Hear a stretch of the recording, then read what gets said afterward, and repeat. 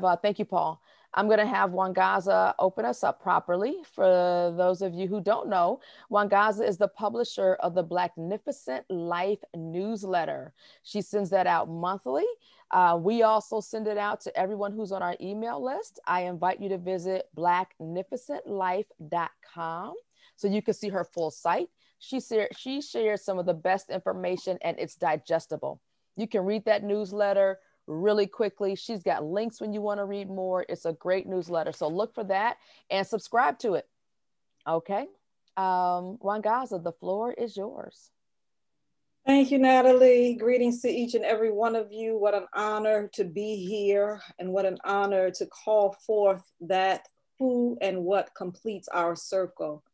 As is our tradition, whenever African people of African descent come together, we have the good wisdom of knowing that our circle is only complete when we acknowledge the spirit realm. And so in this moment, we call upon great God Almighty. We say, thank you, great God Almighty. Odumankama, Trediapon, Oludumare, Inyame, by whatever name you know this energy, we say thank you for this moment, for allowing us who have gathered to have the strength and the good sense of mind to be here. We thank those other energies, the Abosun, the Orishas, the great deities, the angelic forces that bring us here, that support us.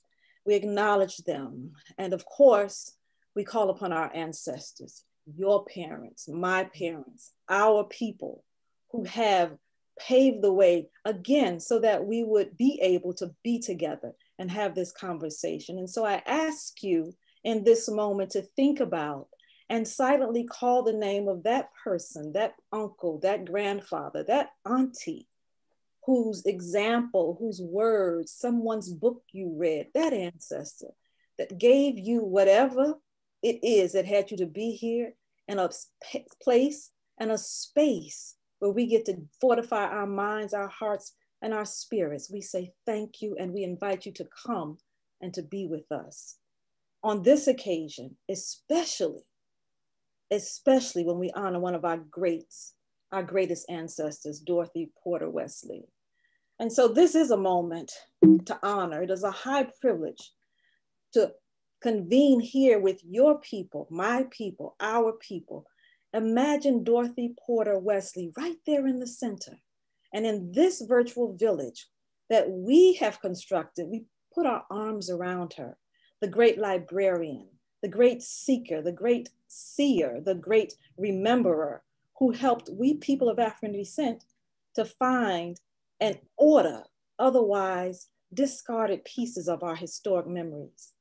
Walking in the footsteps of our divine mother Isis, Dorothy Porter Wesley, you brought us back to ourselves. You found the books, the manuscripts, personal collections so that we could find ourselves. And so on this day, we celebrate and we honor your work and your spirit. Come and be with us.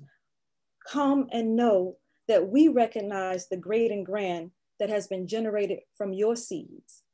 We recognize and we honor that today. And so with that invitation fully extended, with that knowing that we are not complete until we have all gathered, and that includes our great ancestors and great deities and great energies, we say thank you for coming. We have pulled our seats to the right and the left of us, and we welcome you. We know you will be with us. And in this day, we say, cover the head of Paul Coates, all of his staff, cover the heads of all of the people who have come to help Paul actually disseminate this sacred information so that we could know, grow, and be better. In this moment, at this time, fully of our great, healthy African minds, we say thank you. We say thank you. We say thank you. Whew. Thank you, Wangaza. You never fail, to center us right where we need to be. I thank you so much. You're so very welcome. Thank you, Wangaza. Absolutely. I am moved. I am moved by that. Okay, so now let's get back. Okay, thank you. I'm going to do a little bit of background and then we're going to roll right into this conversation tonight.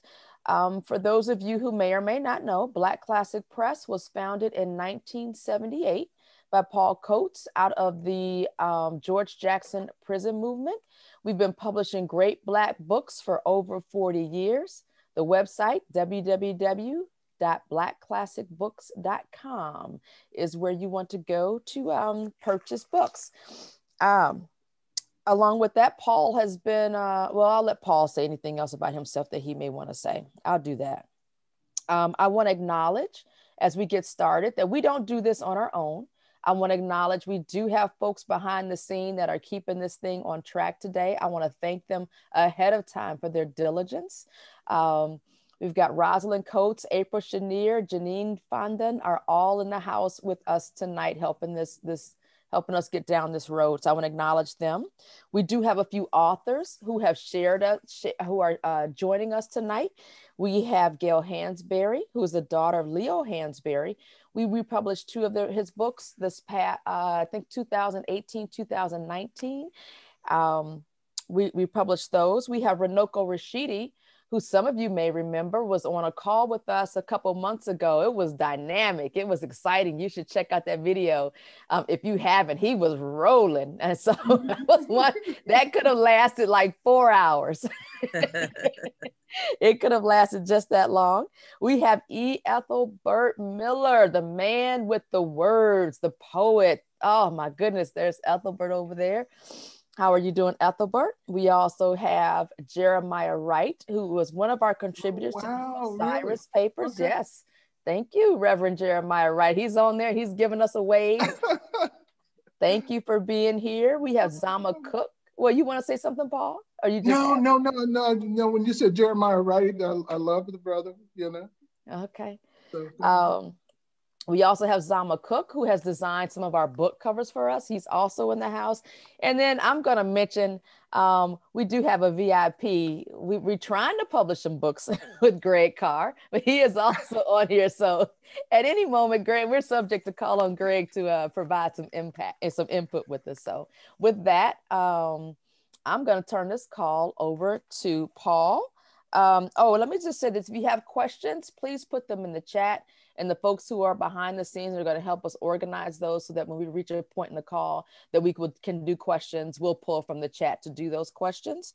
We also have, and then we read book club in the house. Thank you for joining us. And we also have the Oracle Set book club in the house. So again, book clubs, booksellers, please put your information in the chat. I got hands waving. So those must be hands of appreciation. All right. Thank you, Paul. The call is yours. Okay. Thanks, Ned. Thank you so much. Thank you, and thank Wangaza. Wangaza, that was so appropriate and so really on time. And I'm just thinking how the circle just goes around. People, if you know Wangaza, you know that Wangaza spent a number of years at Howard University. And she spent a lot of time in the Moreland Spingarn Research Center completing her doctorate in history, I believe. Is that correct, Wangaza? I was doing a master's in African history. Master's in African history. But she did go on to do the doctorate as well, you know? So, so to be energized in her studies in that room, and to come back and pay tribute to someone who helped create that room. I was just listening to the vibration. So the meeting is being recorded. And I think what I was saying, we're going to do this in two parts. The first part, I have the honor of talking with Janet Sims Wood, who I worked with for a number of years at Moreland Spingarn, but who I knew, I first came to know Jan before that because I used to sell books on Howard's campus. And Jan was, if she was not my best customer, she was one of my best customers. So, and then later we worked together at Moreland Spingarn, and we've collaborated numerous times since then. She's a scholar, a tremendous scholar, an institution builder. So I'm pleased to talk with her this this evening. She also is the author of the best book on Dorothy Porter that's out, Dorothy Porter Wesley at Howard University. And it's appropriate that we talk with Jan, and it's appropriate we talk about Dorothy Porter Wesley because we are getting ready to celebrate her energy, the energy of her 116th birthday. Dorothy Porter Wesley was born May the 25th, 1905. So when we talked about doing a call, we wanted to do a call that was meaningful and significant. And particularly, I wanted to celebrate Dorothy because we also, in addition to Jan's book, we published 2 books by her. And she probably was one of the largest inspirations for me personally in terms of publishing Black Classic Press. So the idea that we would end up publishing her books and the idea that we were able to organize a call today to celebrate her is really, really tremendous. So Jan, and look, I'm sorry, Jan, before we start, can I just add something to what Natalie was saying? Because there are a couple of people on the call who I think you're aware of. Stanton Biddle is here with us, and Betty Culpepper is on the call. Stanton has been an activist librarian, a Black librarian for many, many years. I think Stanton, I'm pretty sure you're retired now, but your influence is still felt in the profession. Your contributions are still felt. Betty Culpepper, of course, worked with us at Howard. She's a book collector and so knowledgeable, and a student also of Ms. Porter. We have also Bill Dorsey. I saw Bill Dorsey, who's helped us with a number of books. So I just want to acknowledge those people. We try to acknowledge as best we can the people who work with us and who have worked with us because we don't want to play like we have forgotten. So Jan, yes, let's talk about Dorothy Porter. And thank you so much for agreeing to do this and agreeing to be with us today. Can I start by asking you just to share with us some of your background, please? You worked at Moreland Spingarn. I know we worked together at Moreland Spingarn, but what brought you to Moreland Spingarn in the first place? What brought you there? Why did you end up at Moreland Spingarn? Well, and then I'll share some other stuff about you, but can you just talk about yourself and how you got there? When I finished my master's, I went to work at the Black Studies Division at Martin Luther King Library. And one day, Thomas Battle and James Johnson came through, and they let me know that they were hiring over here, and I put my application in. And luckily, I was hired. It was one of the best jobs. I was there for 31 years, and wow, I tell you, really? it was marvelous. Just being around people that were doing the research, and it was just so many people coming. I want to also acknowledge all of our Howard University folks that are on here, current and former employees of Moreland Spingarn and Howard University. We were family. We were really a family, and I still miss it to this day. Got it. So thank you for the acknowledgement on the Moreland Spingarn people, because that's the part I forgot. We're doing this in 2 parts. Jan and I are going to talk first, and then we're going to flip over, and Karen, who is also a person who worked at Moreland, Karen Jefferson, is going to take over. And Karen is going to conduct a discussion about private collections. One of the things that came out of the call when we were on with Renoco was people expressed a desire to have information about what to do with their books. And it also came up on a later call as well. So look, this is not a call that's devoted to that. We're simply taking a slice, and this is more of an introduction. We hope that perhaps one of the libraries or one of the other institutions will be able to carry it a little bit further. But we knew we had the capacity to do an introduction, and that's what we're going to do. So Jan, I'm really grateful that you were at Moreland. I'm thankful for your 31 years there. Look, what brought you, so Dorothy Porter was gone after you came there. I'm sure Yes. you were aware of her before you came. Yes. Mm-hmm. Yes. What brought you to do, you focused the book on her. How did that happen and why did that happen? Well, at that time we were getting ready to celebrate the 100th anniversary of Moreland. And I wanted something to honor Dorothy Porter Wesley because of all the work that she did to make that collection. So that was Dorothy Porter Wesley's collection. And I mean, she, on the back of my book, I always talk about the fact that they called her the shopping bag lady. And the thing that always was the joke that always went around was that if someone died in Washington, D.C., as the undertaker was taking the body out, Dorothy was going in with her, pick up stuff. So she collected everything. And that's the reason it's such a good collection, because she not only collected books and magazines, she collected posters and all kinds of imperial stuff that, became important as we were doing research. So she was just an important figure in all of this. And one of the things I wanted to say about the book is a general history book. History Press, their books basically are general history books. They're just general reading, nice, easy read and everything. And I say in the book that I'm hoping that it generates someone doing a scholarly book on Dorothy, because that is what is needed. Now, when I looked at her collection at Yale, the collection, it was 127 boxes of stuff up there. It had not been processed. And so I only got to go through, I was only there for a week, and so I only got to go through about 20 of her boxes. So there's some things I might touch on in the book, but I don't have a lot of documentation, like African Studies Association, for instance. I saw absolutely nothing in the boxes that I saw at that time.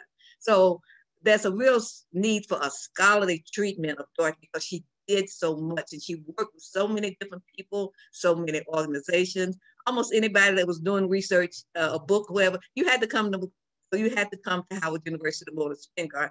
Plus, we were there on the campus. We had students so she always made sure that the faculty had materials that they could use in their classrooms, and that students had materials that they could come and use. So she was just an important figure that I thought needed to be, some more information needed to be on, and there's lots more that needs to be done on Dorothy, especially now that the collection at Yale is not processed on her. You're on mute, Paul.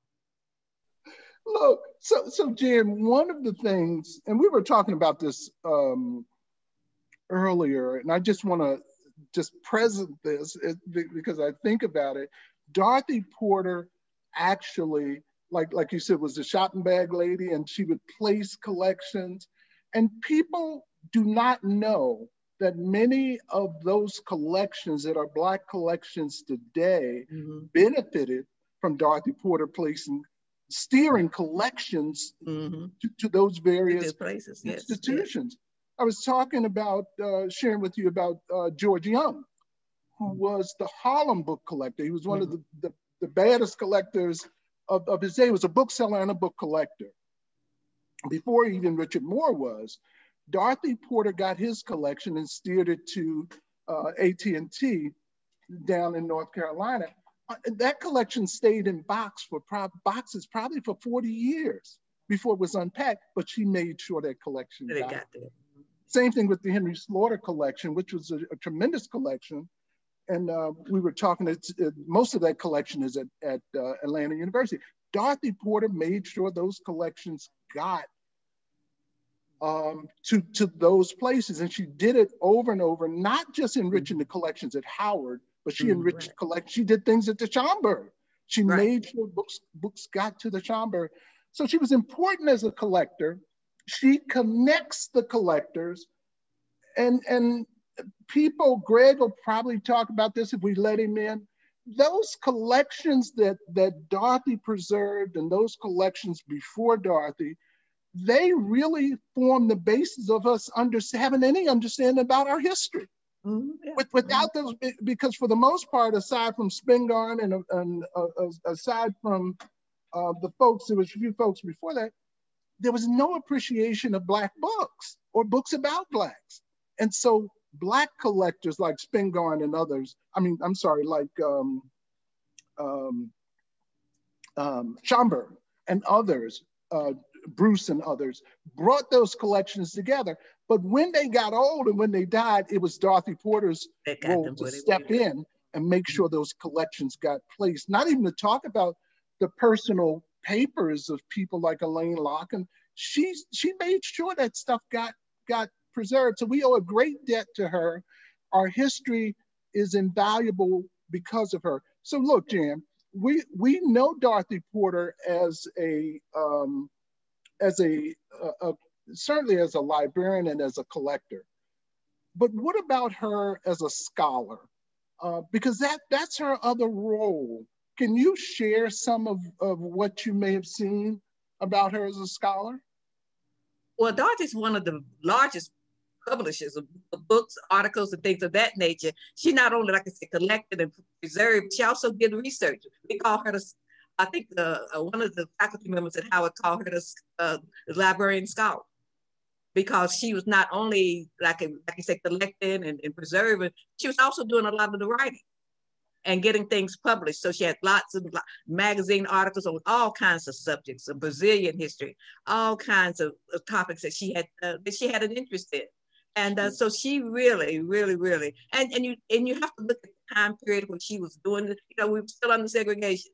So luckily she was married to a gentleman that she could travel around with him and collect books and things of that nature. So it was very important for her to not only collect and preserve, but also to write about some of this history. And one of the things I always have to say about her is that she really helped you when you came to the center to get, and that although she was gone, I think she retired the year before I got there, but that's a legacy that was, I think Moreland is really famous for, is really, when people come there to do research, I have had researchers all over the country tell me, y'all have one of the best, not only the best collections, but y'all help us so much in getting to the materials. One of my librarians that Leda Therese, Leda would work with you. She might have answered a letter, and maybe 5 years later, if she found something on it, she would write that person, are you still doing research on this person? I found some more materials. I mean, that was what we did. That was what we did. We made sure that, when you came there to do research, if you were a scholar or if you were a student, that you got good service. Jan, we talked about her as a collector and librarian. We talked about her as a scholar. You actually touched on the other area that I want to bring in, because that's important too. Dorothy Porter Wesley was a lover also. She had 2 great husbands. Did she? Yes, she did. Can you talk about that in any way? Can you share any of that with us? Well, of course, one of the reasons that she came to Howard was because of James Porter. He had met her. I think she was working at the Schomburg at the time, and in the New York, it was at the New York Public Library, what it was called, I think. And so they started dating, and he was on the faculty at Howard University, and so I think he was instrumental in getting her a job there. And of course, they got married not too later after that she came on campus. So, and one of the things, he was a famous artist, and so he traveled the world. And so a lot of times she was with him and collected materials and brought it back. That's why we have materials. Sometimes we have materials in foreign languages that she brought back from different places and things of that nature. So she really did have 2 fantastic husbands. And of course, Charles Wesley, she married many, many years later. But they were a fixture at the Association for the Study of African American History conferences. They were always there, because Dorothy was on the executive council for many, many years. And of course, Charles Wesley was one of Woodson's boys.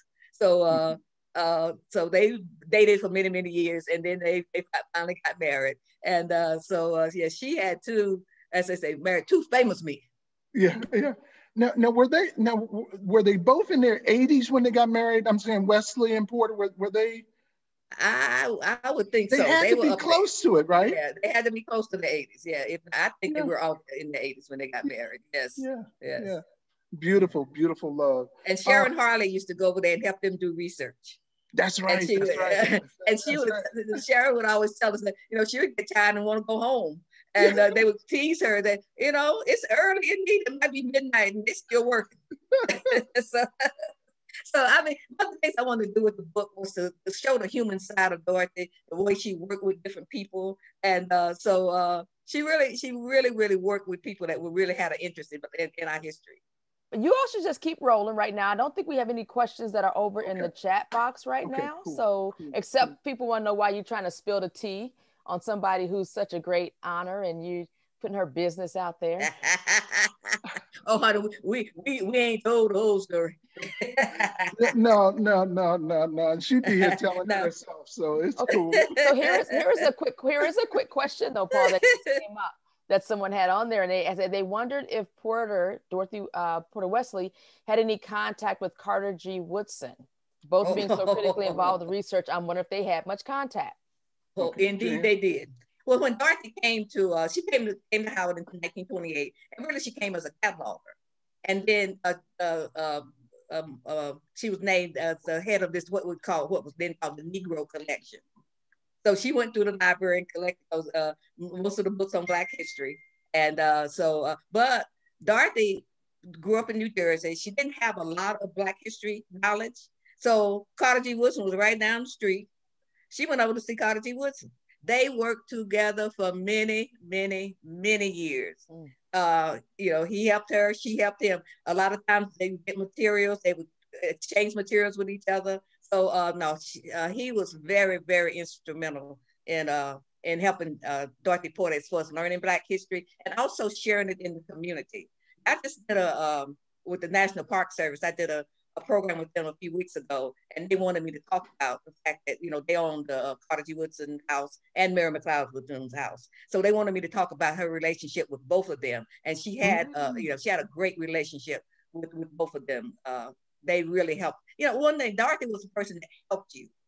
If you were doing something that, you know, that she really wanted to make sure that, you know, you were a success as well as, you know, and so that you could get your materials out there as well. Yeah. I think that's that part is so important, what you're saying in terms of her helping. Even, I mean, really up until the end of her life, she was still helping people and still connecting people. And people were still going to Dorothy Porter Wesley for answers to things. Yes. Up until the end of her life, she worked on the book, the William C. Nell. An interesting thing was she was fascinated by Nell and his life, and Wesley, her husband, was fascinated. The two of them were fascinated. So up until the end of their life, they both worked on this book. We finally were able to publish it. Both of them had passed by that time, and her daughter, Connie, was the one who actually finished the book. And we were able to publish the book with Connie's help and with some other help. But they were both active scholars and researchers up until the end. Even when she went to Florida, when she left the DC area, she went to Florida to live with her daughter, she was still getting it on. I mean, up until the end. So she, a tremendous contributor. So we're still good with the questions and what have you? You're muted now, Nat. Oops. Okay. Yeah. No. So that was the only question we had so far. Okay. So we can. It's about 5:30, almost 6:30 Eastern. Okay. So. All right. So what we're going to do, we want to make sure that we have time. I've probably got about another 5 or 10 minutes, I think, right? Or I mean, I'm somewhere in there. Okay. So let me do this. We have such a rich audience. That's one of the things, you know, and people who may have interacted even before me with her. And I want to call people in, but I don't want to get off sidetrack. So I'm going to leave that alone. Jan, we're going to move. We're going to move along. And what we will do is, Nat, if this is okay with you, what we'll do is move over for Karen Jefferson. I'm going to resend those photos to you. Okay. And we can see whether we can get Jan back in, because I would like to share some of the photos, Jan. Okay. And have you just talk with people about what they're seeing and what have you. Some of those photos are great photos, you know? A lot of them I was able to get from some from Moreland Spring Garden and some from Yale. Yeah. But before we go forward, Johnny Love just mentioned that at the association every year now, we do a Dorothy Porter Wesley Award every year. And of course, Mr. Paul Coates is one of the recipients of Dorothy Porter Wesley Award that we established in her name. It's okay because Dorothy was so instrumental in working with the association. Yeah. So Jan, will you, before we move on, will you tell us, because this is the other thing, you know, Jan has a book on Dorothy Porter, but that's not Jan's only connection here. Jan has a whole life with the association. But Jan, when I came to Howard, before I even came to Moreland, your work documenting the lives of Black women, documenting the activities of Black women, you had already started that and you've published a number of books. Can you just talk about what might be some of your favorite projects or what you're doing now that you're excited about? Well, when I first started doing Black study, we started doing bibliographies with Greenwood Press. Linwood Davis, who was at North Carolina Central when I was there, we didn't know each other, but he was doing bibliography. So I wrote him and asked him if we could do some bibliographies together because Black history was beginning to really be a hot topic on college campuses. So he and I worked together. We published a book on bibliography of Marcus Garvey. I did what we did one on the Ku Klux Klan. I did one on Marian Anderson. So I did a lot of, most of my early books were bibliographies because we wanted to help researchers and especially teachers find information that they could share with their students to get for reading lists and things of that nature to help them do the research. So that was the main reason that the bibliographies became so important at that time because, you know, again, we were gathering the materials so that they could, you know, they could have stuff to research. And one of the people I had been working on a few years ago, and we're trying to get back to her, is Berta Freeman Welcome, who was a congresswoman out of Maryland. Yeah. And she grew up in my county in North Carolina, but of course it left there many years before I was born. But she was very instrumental in Maryland politics, and I've been working on her, and I'm trying to get myself back to that project. And we were looking at trying to do a documentary, just couldn't find the funds to do it. But the guys that they do the documentary, they're trying to find some funds. So, but Verta is another woman that needs to be worked on. And also for 10 years, I was the founding co-editor of Sage, a scholarly journal on Black women, and we came out of Spelman College. So that was a fantastic project as well.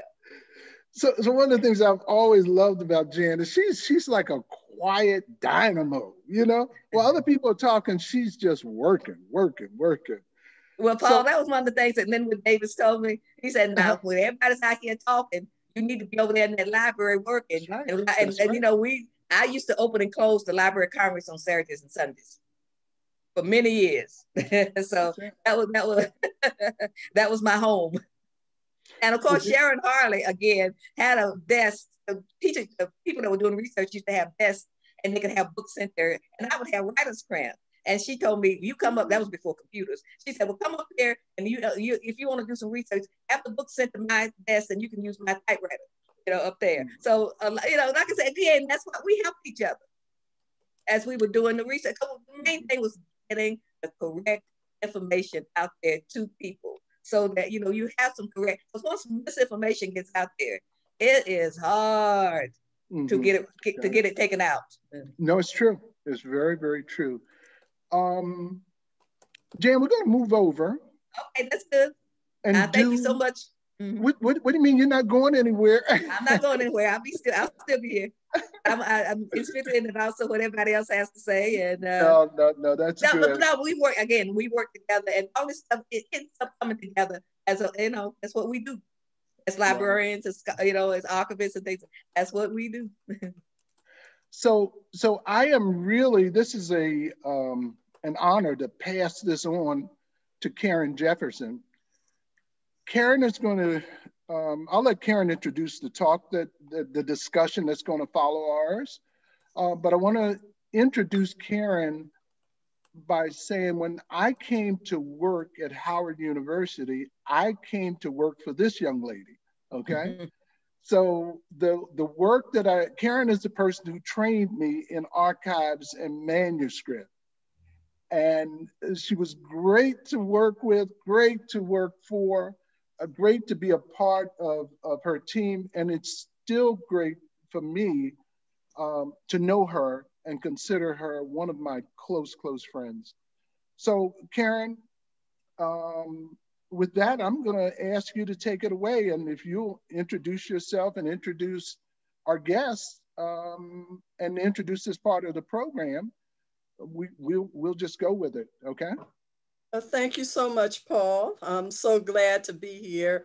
I think it's wonderful that we're having this tribute to Dorothy Porter, because she certainly is the shoulders upon which many of us stand. Her commitment and what she passed on in terms of providing service, in terms of collecting, and just the love and satisfaction that we all have being involved in this work. And so I'm glad to be on this brief panel with who we pass the baton on to. So Paul and Janet and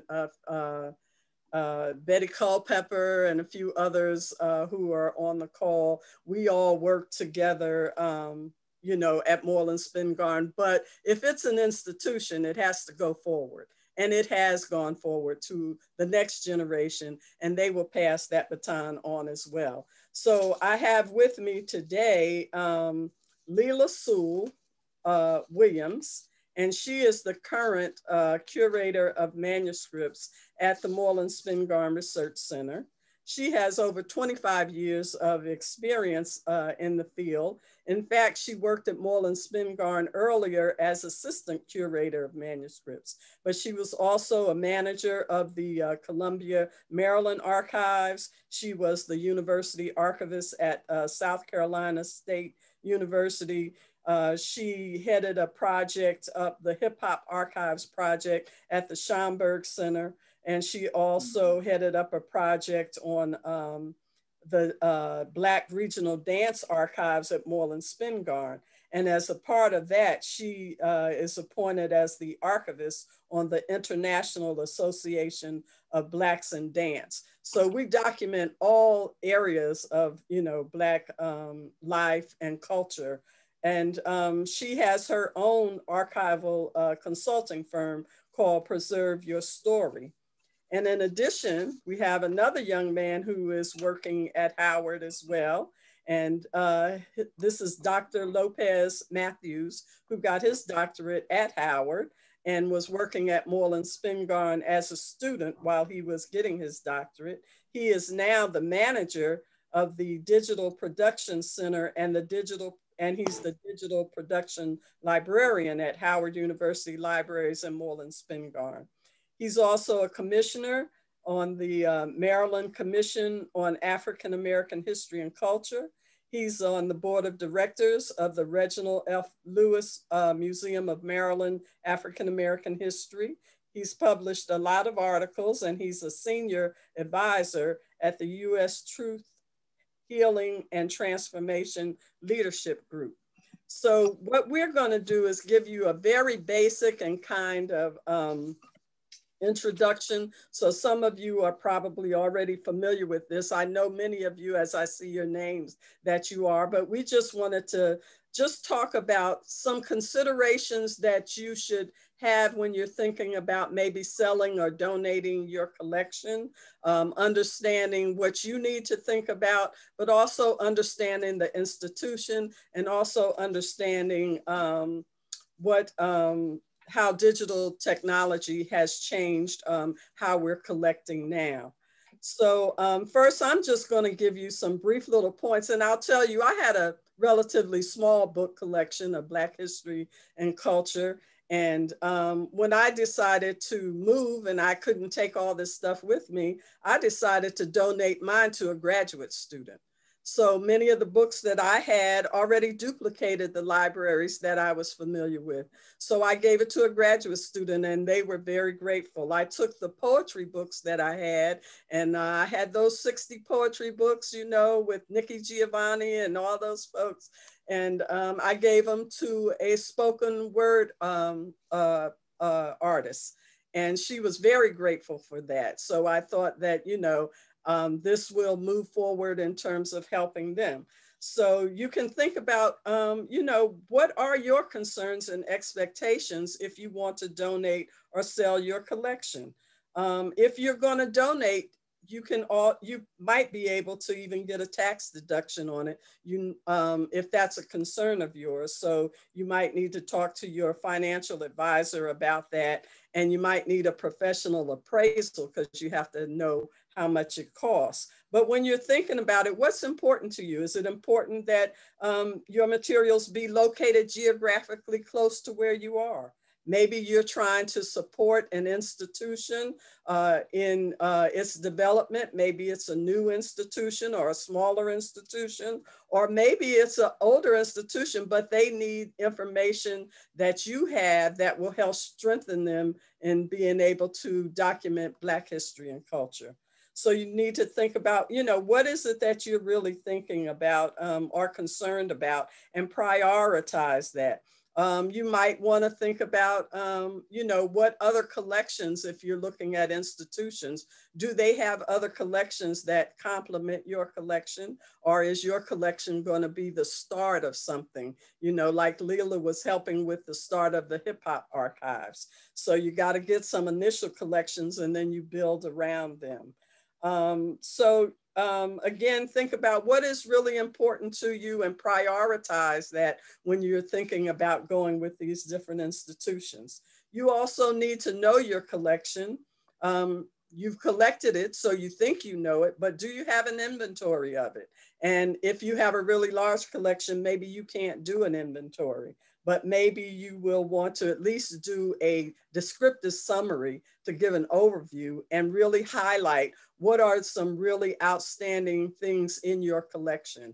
Maybe you have some important letters, or there's important events that you were involved with, or organizations. So you may have a lot of things, but there are some outstanding materials. And that really helps if you have to have an appraisal. Because when you work with someone who's going to do an appraisal, they're charging you by the hour. So if they have to do the inventory, that's part of it. They're going to have to do research. They're going to put some prices on what your materials are. And sometimes you have to let them know what's important, because it's not that many Black people or people who are knowledgeable of Black history and culture who appraise these collections. So a lot of times you will know a lot of the things that you have to bring to their attention so you can get an accurate and good appraisal of your collection. So it's good if you can have an inventory so you know what you have, but again, and some institutions will actually prepare inventories for you, but that, you know, may be a matter of time if they're going to work on that. So think about knowing what's in your collection so you can at least say, I know I have these, you know, these outstanding things. I have a lot of documentation in this area, because you may buy a lot of books, but maybe you focus in some very, you know, specific areas. And you need to understand the institutions that you're working with, because there are archives, there are libraries, there are museums, historical societies, special collections. It might be a public institution. It might be a private institution. It could be a school, a college, a university. It might be connected to government. So you need to understand what kind of institution you're talking about and what are their priorities. So, you know, you may have an institution that has archives, library, and a museum, but maybe where they're strongest is in the archives part, or maybe they're stronger in the museum, which is focusing more on exhibitions. So you want to understand what the institution is doing and who are they serving? Are they open to the public? Do they primarily serve students and faculty? Most institutions, anybody can use their collections. So you just want to, again, be familiar with what kind of institution you're working with. What are they documenting? Does it complement what you're doing? Are you helping them to develop something? So I'm going to pass this on now to Leila. We're going kind of fast, but we don't have a lot of time. She's going to tell you about institutions. And when she finishes, Lopez is going to pick up and talk to you about the whole impact of digital technology on collecting today. Leila? Good evening. First and foremost, thank you so much for this opportunity. I was very flattered. And when Karen reached out to me, I was like, you want me on the panel with you? Okay. So that in and of itself is just, it's really an honor for me to be here today. So what Karen has shared with you really is like Archives 101, to really consider how your legacy is going to coincide and align with the mission of the institution that you may identify to really preserve for perpetuity your legacy. When you're no longer audible, then these voices that are maintained in your documentation, you know, how are they going to continue to be preserved and presented? And for me personally, especially in the past 10 or 15 years, actually probably more, about the mission of the institution and understanding like how has that institution invested in its mission? Is it new? Because in these last year or so, we see a lot of people who have taken certain interest in Black history and culture based inside of the fact that they didn't know, and now they're learning. And so are they trying to fill certain aspects of their collections because there are these extremely like wide open gaps of materials that should have been housed there because they're not now telling a comprehensive story. And so they need for you all as donors to fill those gaps. Or do they have a particular mission that they're looking, like Karen said, to be able to start and to build their collection? So just being very conscientious of that. Also in certain institutions, you want to think about who's going to be working with your papers, because there, just like Karen mentioned, there may not be a lot of people who do the appraisal work. On the flip side, there may not be a lot of archivists of color, Black specifically, you know, diasporically, that may even understand the significance of your collection in the stream of history. So really having a better understanding of who's working with collections, why it wants to be there, all those other components of, you know, you really want to try your best to make sure that most of your collection, if not all, is at one institution, because you don't necessarily want some on the East Coast and another thing on, you know, continental Africa, because it's just a challenge. Now with digitization, and Lopez will go into that, we have a different accessibility, but really trying to make sure that you're thinking about where are the researchers going to come? How are they going to have access? And especially if of course you'll have scholars, but what if you really are interested in the lay scholar coming and seeing and telling that regional history? And that's even with Schaumburg. I proposed the hip hop archive at Schaumburg because we were like a train ride from the Bronx. You know, why did we do the Black Regional Dance Archive at Moreland Spingarn? Because Howard University was the hub of the International Association of Blacks in Dance for 10 years and connected to the academic unit there at Howard. So really trying to have the most kind of comprehensive view of how that institution is going to continue to be able to support your legacy. And it's just not a fly-by-night situation, right? How are they really going to continue to be of service to you, even when you may not be around and nobody in your estate around any longer, right? And then even going into it, I always feel like there needs to be a very detailed, but not over your head conversation, but a very detailed conversation when you're going through the deed of gift and making sure that you're signing those deeds of gift or those donor agreements, and that you're not looking for an institution just to temporarily house your collection. Because if you go into those it causes a whole bunch of legal challenges, but it also, are they going to invest if you're not willing to kind of release some of your control. And I say control because you can look at those deeds of gift and those donor agreements and decide, you know, I'm comfortable with this, but I don't want you to open that box for 10 years, at least after I'm dead. You know, you can have those kind of conversations and you still are going to be able to make sure that legacy is available. Yeah, so I was just trying to think of some other things, but even if, and really when you're having these institutional conversations, make them explain it to you, you know, put it in terminology that you understand. And I think a lot of times I know personally to this day, there are a lot of very, very rich collections still in people's closets, attics, in the trunk of their cars. I mean, literally my father paid for my entire collegiate education, everything. And it was only until like 3 years ago where I was able to convince him to put his collection in a regional archive in Pittsburgh, which is where I'm originally from. And so we understand it's a trust issue, but if we don't make sure that we're putting these collections in these institutions and that we've had these formal agreements, then those legacies are lost. Are you willing to be a participant in that? So sometimes you have to look inside of that. That doesn't mean you give it to the first person who comes. You know, you make sure that the investment that you're making, that they're investing in you too. And that you have people long-term that are going to understand how your legacy can be of support. There are institutions that have finances to purchase. Howard's not one. There are some large institutions that have big money. And if that's what you're looking to do, I'm not judging you. I'm just understand that if that's what you commit to, then understanding you may be committing to some other things as well. So you just have to know that what's your larger goal. So I think I'm going to stop there. I kind of jumped around. Karen gave you a really wonderful Archives 101 overview. So I'm going to pass the torch. And I will say that I do feel like I've passed the torch. I really need you all to understand that Karen Jefferson and Diana Latcher-Tenaire, who was my mentor at Schaumburg, really did train us. Ms. Janice Sims-Woods, they really did train us to understand that this is a work that is a long haul work. We are not going to have crowns and tiaras. We're not going to be on the cover of every magazine, but recognizing that this is a work that we invest in for the long haul.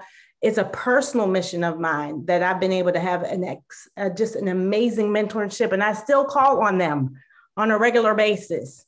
So you also want to make sure you have those kind of institutions with people in the spaces that are humble enough to say, I don't know what this says. Can you explain something to me? You know, so just keeping those things in mind as far as institutions doesn't mean that it shouldn't be accessible or understandable to you. And I'll pass the torch to Lopez. And that's what I was going to ask. Even as Lopez talks, if we could talk about how people get access to that, how someone put a comment in there that they were allowed to be able to see their grandfather's archives without having to have an appointment. And so if you all could talk about like how does what you're doing make these things more accessible? How is, and what role does it play in our culture in general, and our culture having access to these things, especially with what you're doing, Lopez? I just wanted to write down a point that Leela made when she talked about mentorship and continuing the legacy. I was glad you said that, Leela, because she was there when I was a student, when I first came to Howard. And the staff of Moreland developed my love of archives. And Dr. Sims-Wood was there, and Joelle Nobashir, and Kathy Jenkins, and Ida Jones, and all these folks, Joelle Nobashir, everyone was there. And they sort of poured into me. Dr. Muse, who's still a university archivist at Howard, they all poured into me and supported me.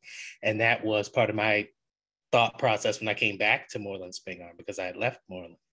And so I come back as an archivist, and then they'd started talking about building a digital archive. And so I became the sort of driving force manager of the Digital Production Center to start that. And that's, I had worked with computers before, but it really was kind of a trial by fire in building the digital program at Howard. And that's one of the things that I want to mention to you, as Karen says, one of the things that we're having a general discussion is that people think that digitization is the it. And one of the things that I want people to understand, even though, I'm the digital person and I probably shouldn't say it, but digitization is not the end all, because digital files are less stable than a piece of paper. You know, I could kick my computer right now and lose everything on this computer because I kicked that cord. But this piece of paper that I just wrote my notes down on, it could get wet. It'll dry out. It'll look a little funky, but it's still there. And so that is one of the things that I want people to remember. People love to talk about digitization as the it, and it is not. But one of the things that it does do, and I'm glad you brought that up, Natalie, is it does help to increase access. Because if you have an archive that has a digital program, you also want to think, what is the access that they provide to that digital material? Because they're scanning it, they're digitizing it, they're making it available, but who can actually see it? Are they doing it like ProQuest, which goes around digitizing collections and then people have to pay to access it, which is very limiting because you have to be able to afford ProQuest to get access to that material? Or are you giving it to a place that has sort of an open access repository that, while it's not the prettiest digital file, you're getting access to something so you can do research? And there are institutions that have it open where anyone can access it, and there are institutions that don't and make you pay. And so that's, you know, something to just keep in mind. You know, how do they make it accessible, even if they're going to digitize? Because digitization it's a commitment and it's an investment. And so you want to, if that is something that you're interested in, you know, just because they aren't doing digitization now, doesn't mean they won't invest in it in the future. And so, but if that is your goal and if that is your intention, are they digitizing materials? Are they set up to take born digital material? Because a lot of the files that we create now, they're typed up in Word, they're typed up in Pages on your Mac, if you have a Mac. It's email. Are these institutions capable of taking born digital media? You know, you don't have to print it out and send them a stack of paper. Can you send them digital files electronically? You know, is there a way to submit digital files with your archive? A lot of the newer collections are all digital. You know, some people aren't printing anything out. They don't have paper. So, you know, can I submit my material to this place digitally? And can they preserve it? That's one of the questions that I would ask, and I would find the answer to, because if that's something that you're worried about, then you need to ask, because it's an important question to have. Digital preservation is also something to keep in mind. And I just have my little notes here. Digital preservation, are they set up for digital preservation? Are they, do they have a digital preservation strategy? Do they have a digital preservation plan? You know, it doesn't have to be long and involved, and we're going to keep the bits and the terabytes and the, you know, all of that stuff. But do you have a plan to keep the material? You know, how are you going to, we're going to copy this. We're going to watch for obsolescence. You know, there are basic things that you can do. You don't have to be Harvard or Yale or Princeton or some massive institution with $1 billion to preserve digital material. You just have to know this is what you got to do to preserve it and do it, you know? And so you just have to understand, do they understand that? And I guess I'm not going to answer questions in the chat. I'll let Natalie handle the questions in the chat. So I'll stop looking at it. But Yeah, but so there's a question though that I want. So I have two questions. One is, okay, how big of a deal is the digitization? Like, do people understand? Like, what does that really mean for us? So there's a difference. Is a perception. There's a perception of it, and then there's a reality of it. And a lot of times I say, we have to focus on the perception of what digitization means rather than the reality of what it means, because people are so enthralled by it. So you have to use the big terminologies and words of it. But it is, you know, it's the wave of the future.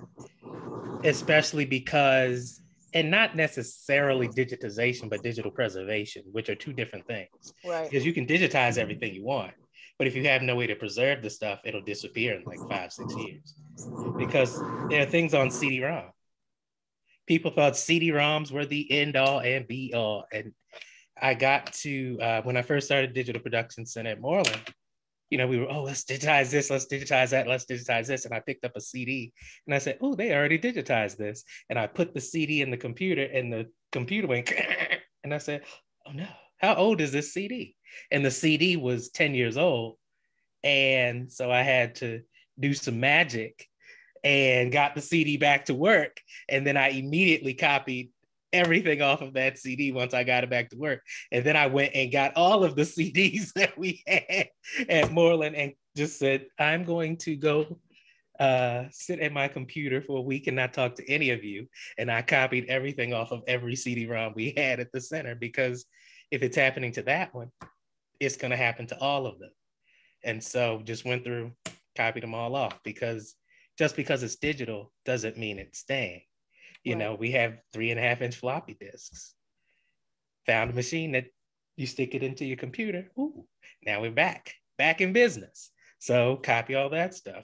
Microsoft Word just put in a add-on so you can open up WordPerfect documents. You know, people mid-90s, early 2000s were saving things in WordPerfect. All of a sudden, WordPerfect went away like that. Uh-oh. I don't have any access. Right, and the information is gone. So here's a question that's in the chat. And it says, who keeps the intellectual property and who determines when collections are not sold by the institution without permission of the owner? So I will say, and I'll let Leela answer it too, but intellectual property is governed by the US government. And so unless you sign it over to an institution, you still own the copyright to your material. And so whether it's digital, whether it's paper, whether it doesn't matter, you still own it because it's yours, unless you sign it over. Now, some people may tell you otherwise, but that is not true. Mm-hmm. And and that's, no, I completely agree. And then if things go into public domain because of so many years, you know, people have passed, there's no more members of that family, the state is no longer, that's a different situation. And that's what people do need. And especially me working with the performing arts community, that's an extremely sensitive issue. In fact, I have the privilege to be working with a grant, and Lopez and I are both working with a grant that was just secured by the International Association of Blacks in Dance. And we put that in the language of their donor agreement that we would own like the physical copy of something or the digital copy of something. But as far as the creative rights and production on that, no. We are really about making sure that people have access. And that's why I kind of wanted Lopez, and I don't want him to draw this out, but he and I work very closely together. And so when people call about the digital thing and say, well, why can't just digitize it? Or we try to help them to understand that the digitization process has priority. So even though, and I'm not downplaying the fact that, you know, your grandfather's collection had this significance at this time, and I don't question that. But as far as, because it is an expensive process, because right now Lopez is a one-man show, it's a very intricate process as well. So even how we prioritize our own projects and how other institutions try to get us to prioritize our. So we didn't put a hard stop on some things too, because that's also our obligation to the donor, that we have to make sure that we do keep physical and intellectual control on things. So we're just not going to digitize everything and let it be out there willy-nilly, right? Right. So what it is. Before we moved on, I did want to mention that one of the things that I had written down in my paper was institutional priorities. And I'm glad Leela mentioned that. What are the actual institutional priorities when it comes to digital files and digital preservation, but even processing too? Because while they may want your material, while they may buy your material, will it just sit there so they can say that they have your material, you know? Because there are a lot of institutions that'll buy it and don't know, or they say, oh, this sounds nice. We'll pay you for it. Thank you. And, you know, they'll do a beautiful a few years ago, they were doing more product, less process on collections, where they basically do what we would call it an inventory and call it processed and go on about their business. And you say, oh, it's processed. You look at it and you're like, oh, what is this? So, you know, one of the things I want to yeah. say is that institutions make a big investment in collections because they have to preserve them. They have to pay for the professional staff. They have to make it accessible. So it's a big investment. And some of these collections take a lot to care for them. That's why they go for a lot of grant proposals to try to get money to take care of some of these collections, because it takes a lot of work to get it done. So you have to be mindful of what the institution has to do and the resources that they have, and what resources are they willing to go and pursue to be able to preserve your collection. And also, just to go back to Leela's point earlier, in terms of the intellectual property rights, that's why you want to look at that deed of gift or donor agreement or whatever it's called, that contract. That is your time to go through and understand. But you can't, they have to be able, the institution has to have some ownership, physical ownership, to be able to be willing to invest, to be willing to be able to get grant funding to make materials accessible. So there's two things going on there. So they have to have some ownership, but intellectual property rights, the copyright, you can outline that in the donor agreement. So they'll give you a standard one, but if you have some concerns about what the standard says, then that's where you start negotiating what that contract will be. And so then, you know, so you just have to look into those particular things. And so, as Leela said, make sure you understand. So they talk to you, you know, it's going to look like a legal document. So break it down so that you really understand what those components are. And I will say there's a group of us working with organizations to develop ethical donor agreements, particularly when they are these major institutions working with marginalized communities, because it's now sexy to take in these collections. We said, well, since you're taking in these collections, you have a responsibility to these people to ensure that, you know, you're dealing with them equitably. And so we're starting that now. So I'm looking down here, right? And I see Ethelbert on the screen, right? So Ethelbert's probably got tons of stuff that he has written. Folks probably have tons of things.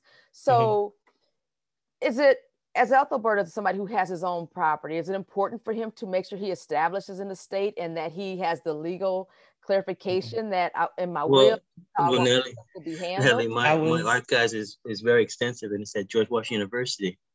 And that's been one in which I've been working with scholars to drive people to the collection. So every now and then I'm posting that this is what's over there, because the collection is very important for people who are looking right after the Black arts movement. But you have to I think one of the things, getting back to Dorothy Porter, it's very important for like Lopez and everyone who's Karen Jefferson, Paul, that you interact with the scholars, you know, and especially the graduate students, you know, so you know what's going to, a book might come out in another 10 years. But that's the relationship. It's not, things will just sit in whatever capacity that someone delivered it to. A lot of Black history is still in private collections, you know, and what happens is that that's something that we have to really inform our children, grandchildren. Okay, you have something in that box that's important, you know, and I've seen some horror stories that I just feel that that has to end. And I think that's what I'm trying to get to, Ethelbert, because people in our previous calls have said, hey, how do we do these things? How do we make sure they're there? And that was sort of what I was getting to, is making sure that your intellectual property, that you were very clear with what you wanted to have happen to it. And that's what I'm just asking, like the next step. I will share that you actually don't, because you created it. Copyright law says it, because you created it, you own it, and you don't even have to register it with the Copyright Office. The mere fact that you created it, gives you the copyright over. You just have to have the proof that you created. Yeah, I'm not asking about that. I'm asking about the people who, when Ethelbert, in 75 or 100 years after Ethelbert passes, has he been clear with his folks what he wants to happen? Well, see, that's why what's very important is that writers have wills, you know, that you set this up. You know, I have a feeling that with my daughter being a lawyer, she'll probably make sure that nobody sees anything when she gets control over it. But, you know, you have to work that out. And you'd be surprised. So many writers don't have wills and they don't set up the estates, you know, and that becomes where you see somebody dies and there's a battle within a family.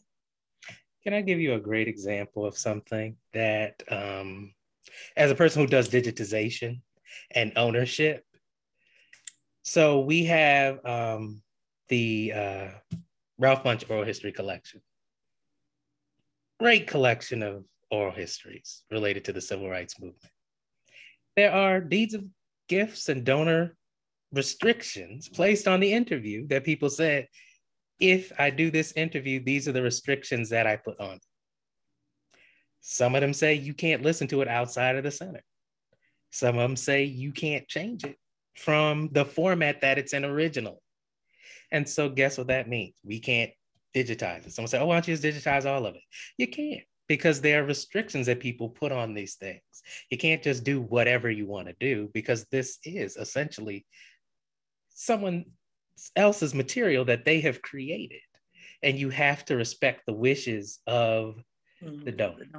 And despite what you want, I will just share, I won't say who, but I will tell you, there is a woman who I told her, I said, this person said that this is what they wanted, so you can't get this digitized and you can't play it on your show. And she wrote and she asked, well, can I talk to this person? Can I talk to that person? Can I talk to this one? Can I talk to that? Can I talk to this one? Can I talk to a descendant? Can I talk to this? Can I talk to that? And every answer was per my previous email. The person themselves in wet ink said, do not do this.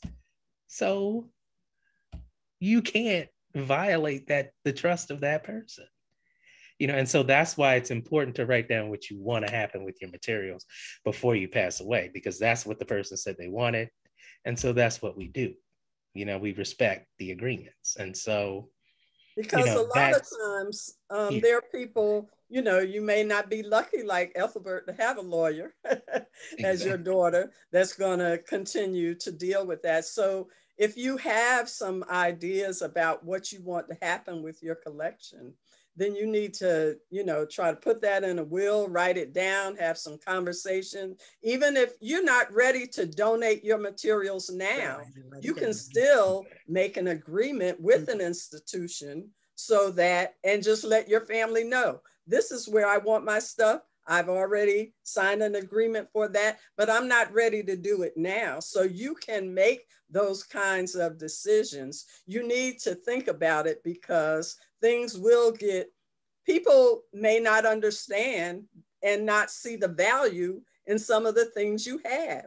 Right. So, you know, it's, you know, you have some very, if you don't understand, a lot of times we don't even know who people are in our family until we hear the eulogy. And then we go, what?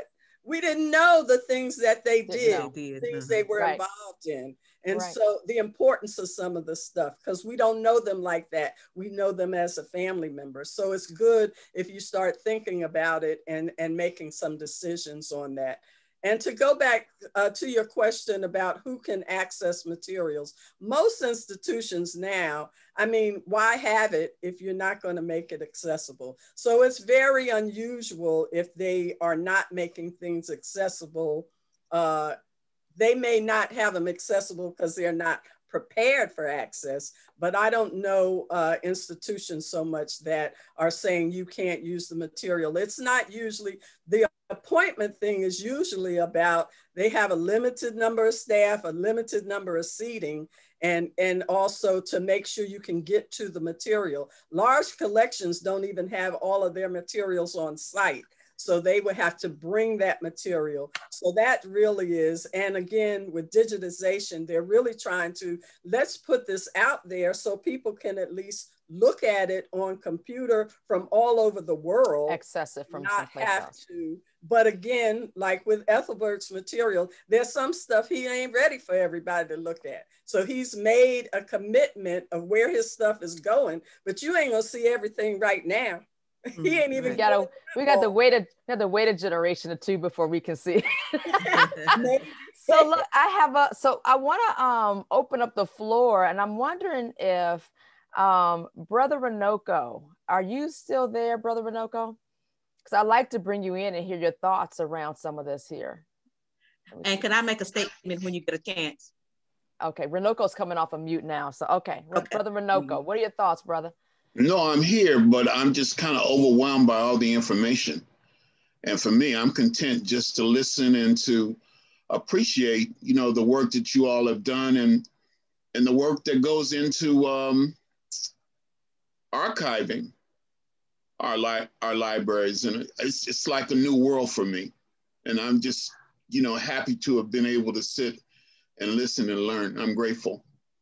That's wonderful, considering Brother Runoko travels the globe searching for the African presence everywhere. And so to have him being, you know, that respectful of what we're doing is really a huge comment.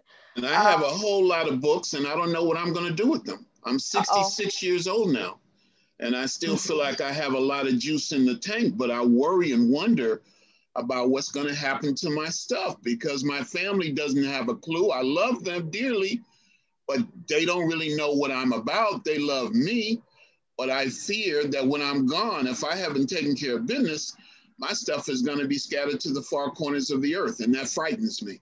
Please do, because I've already gotten the answer. During COVID, I cataloged and I have 506 books in this house. So I said, so, you know, when I die, these books will be yours. And I have closer to 5,000. Well, hopefully you get a better answer than I did because I said, what are you going to do with my books? And they said, throw them in the trash. And I almost had a stroke. They say recycling. Brother Runoko, you have to make a commitment to us that you're going to figure that out soon. Please. Please do that. Easier said than done. Brother Runoko and Paul, I've seen some of Paul's collections. And so both of you all have some commit there. There is an app called Collections on the iPhone or Android. All you have to do is scan the ISBN of your book and it will create a collection for you that you can search. Wow. So if you have some time, I know we're out of quarantine, but if you have some time, just sit there and most of your books have a barcode. Just scan the barcode with your camera. If it doesn't, you can just type in the ISBN and it will come up and you can create a listing of all of the books you have in your collection. And then that'll help you when you decide what are you going to do with them. And it also helps if you want to donate them to an archive, because the first question they'll ask is, do you have a listing of your books when you say, I want to donate it? And then you can say, I do. So I recommend it's called Collections or it's called Collections. That's what I have it on my phone. All right. Paul has come off of mute. There's a couple other folks I'd love to get on the conversation, but you came off mute, Paul.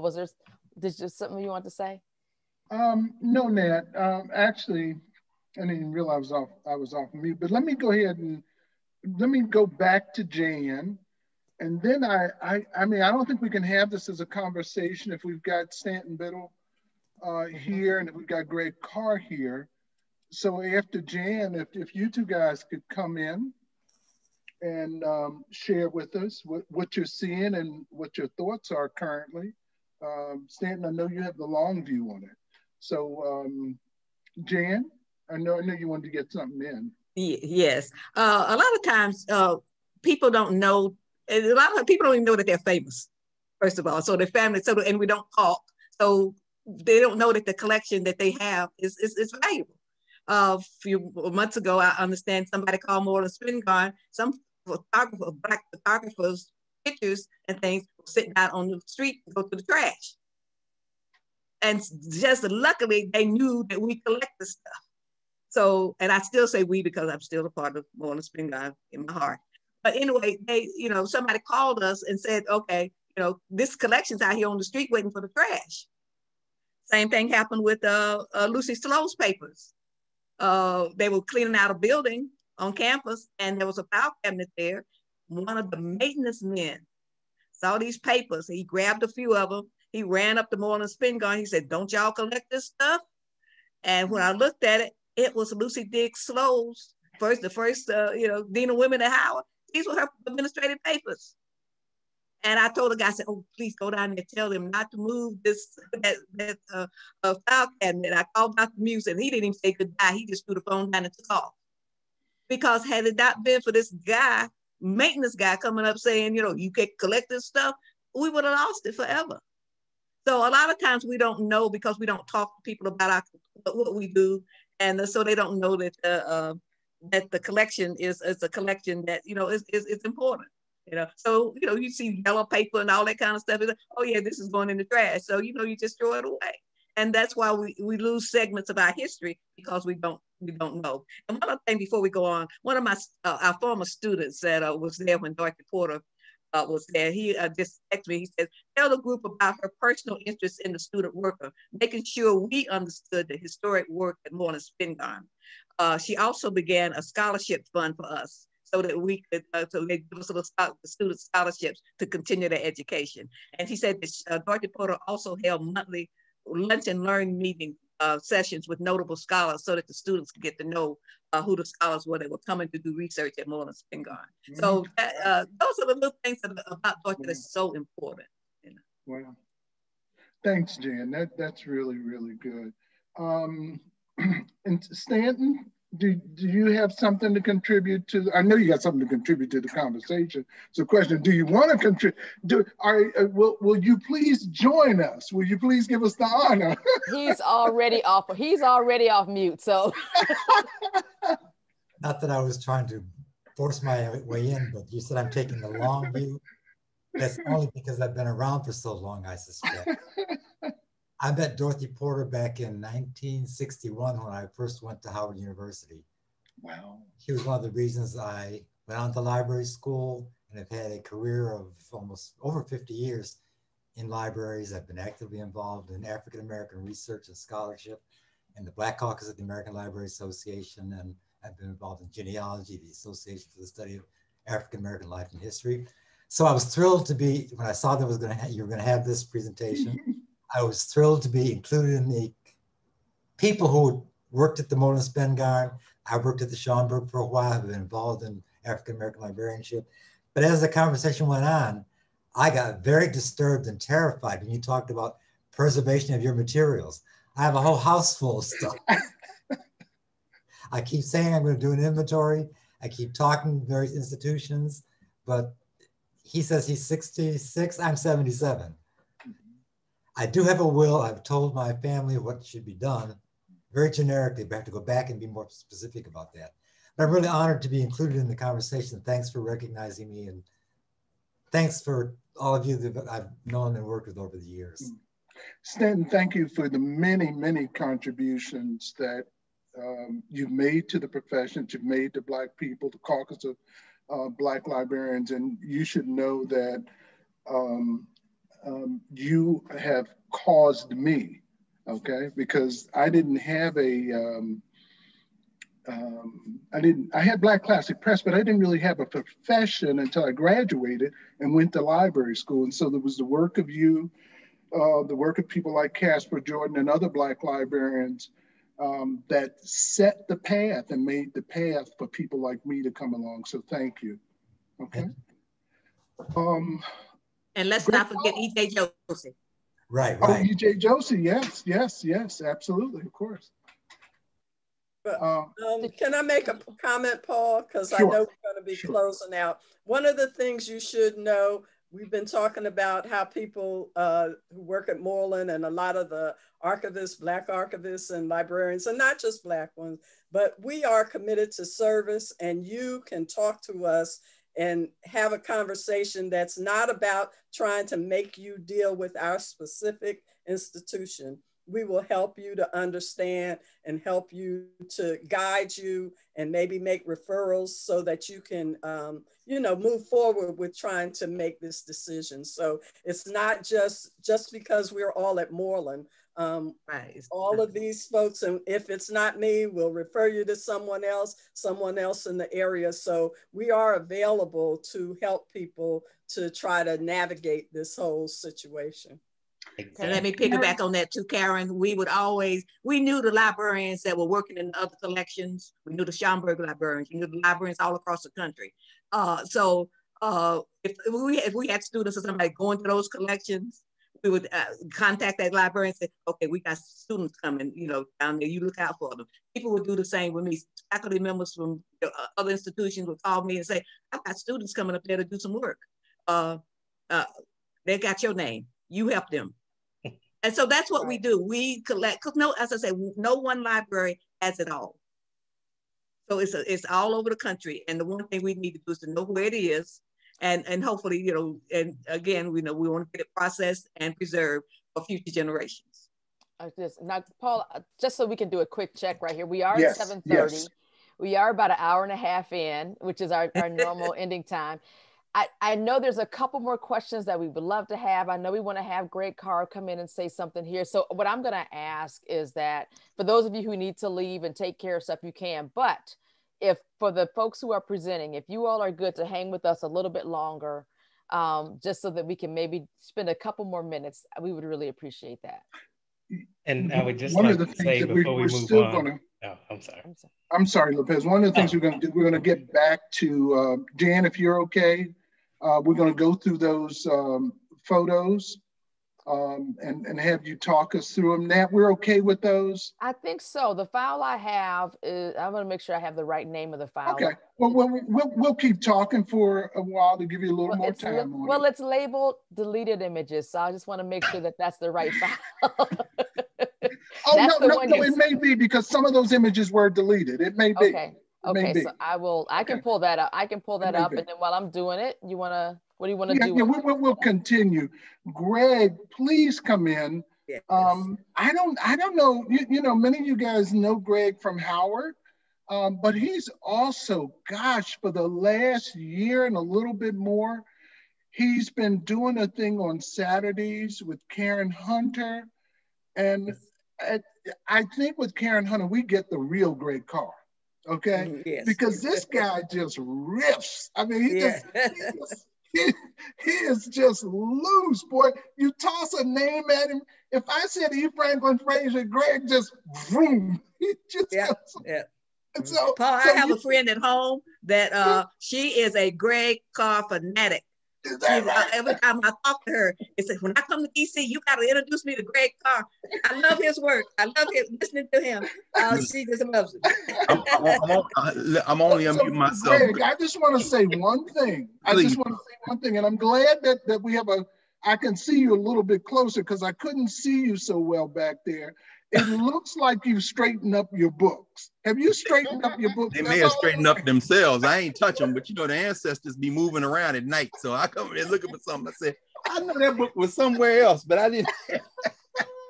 Oh man, no. But look, first of all, I'm like everybody else in this call. I am listening. I'm sitting here taking notes.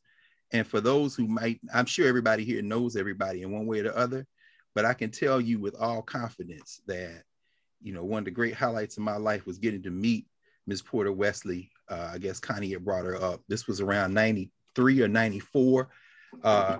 Charles Bloxon, who really, I worked for Mr. Bloxon for a number of years, drove down from Philly. And I think it was in a solid luncheon. We were in Crampton. Okay. Not Crampton, in Blackburn. Thank you, Doc. And so, and just by the way, in terms of bibliographers, I never got a chance to meet Donald Franklin Joyce, who I realized was at Austin P. And I'm from Nashville, and I didn't realize that he was until far too late, or Linwood Davis. But I do know the great Janet Sims Wood because of all those bibliographies I have, the Robeson, the Malcolm with Linwood Davis, because and that all goes back, and this is where I want to say I'm very so honored to be here with you. And for those of you who don't know, that 1990 book that Paul Coates edited with Eleanor DeVerney Sinnett, Ashe, the Recent Ancestor, and Thomas Battle, Black Bibliophiles and Collectors. It was my Bible. That came out the year I graduated from law school. And I'll never forget reading it in Columbus, Ohio. And when I came to Temple to go to work, I went looking for Charles Bloxon because that's where I found out who Charles Bloxon was. And you can't fake book stuff. So, book people know who you are very quick. They ask you a couple of questions and depend, it's like a shibboleth. But anyway, I just want to say this very quickly, listen to everybody. you know, individuals don't beat institutions. And so when I look at what's going on, for example, now at Yale, they have a Black Bibliography Project, and they're saying that it's an extension and tribute to that Black Bibliophiles and Collectors Symposium. And I'm saying, yeah, that's true, but y'all got more money than God. And just like what's going on in Emory and everywhere else, y'all collecting our stuff because it's cute. And as Lopez said, you're restricting access to those who you want to now narrate our history. We see what's going on at Harvard with this Black Teachers Project. They're digitizing the records of the Black School Teachers Association. This young brother Jarvis, somebody just wrote this book, Radical Fugitive Pedagogy on Carter G. Woodson. I'm thinking there's nothing fugitive about Carter Woodson's pedagogy. What they're doing is they are taking this material and so that in part so they can control the narrative. And this is why I say, you know, whether it be Renoko, whether it be myself or anyone else, Paul, I mean, our brother Obadeli Williams, you know, we can't lose any more collections, and we really need to figure out how we can create institutions that we can control. And I'm not necessarily talking about the HBCUs, because we know, as Ice Cube said, big bank take little bank, which means they show up and say, we want to partner with you. No, you want access. So, but anyway, I'll end with this because I'm just, again, sitting here thinking about this, all of this work, you know, listening to this conversation and thinking about the brain trust that's here. I'm grateful to Black Classic Press. I'm grateful for this conversation because it allows us to think through what we need to do now.